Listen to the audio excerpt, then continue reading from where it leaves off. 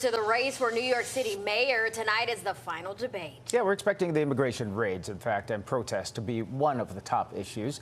Let's bring in our senior political reporter, Henry Rossoff, who has known to keep a close watch on these debates, and will be doing so again tonight. Yeah, we'll be watching very carefully. It will be the first chance these candidates have to address the immigration raids that happened last night. That will bring how each candidate reacts to the Trump administration into sharp focus, a big issue in this race already. But particularly for Andrew Cuomo and Curtis Sliwa, there are key questions about what, if anything, either of them can do to potentially break through and beat Mamdani.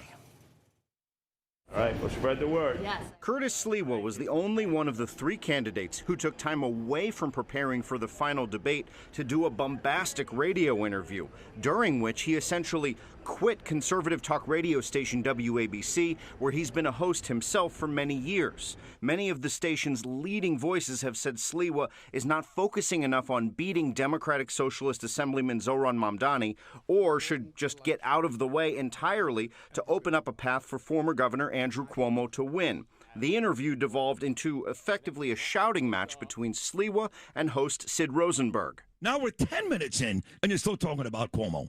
I mean, what's wrong with you?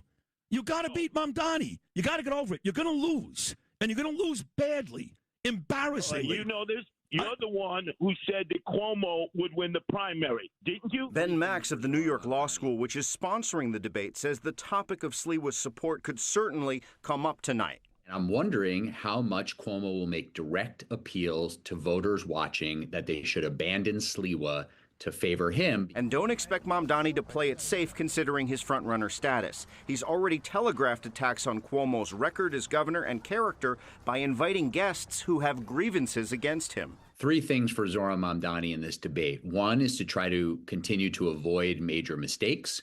Two is to continue to try to be on the offensive against Cuomo, because he knows you can't just sort of sit back and take hits from Cuomo, which will be flying. And three, how he approaches trying to continue to sort of prop up Curtis Sliwa.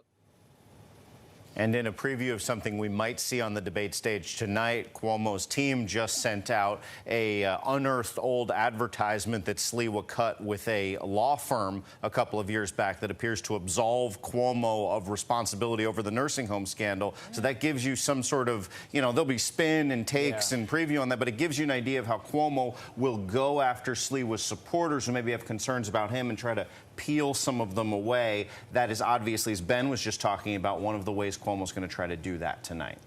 It would seem like, with Mamdani on top, they might want to attack Mamdani instead of, just fighting amongst themselves. Well, and that's what Sid Rosenberg was basically yelling at Sliwa, this morning. He said, you got to go after Mamdani. You could beat Cuomo and still be number two. Mamdani's going to win. So there's a lot of consternation out there about the right way to go after Mamdani. Mamdani's sitting really pretty because of all of this. Yeah.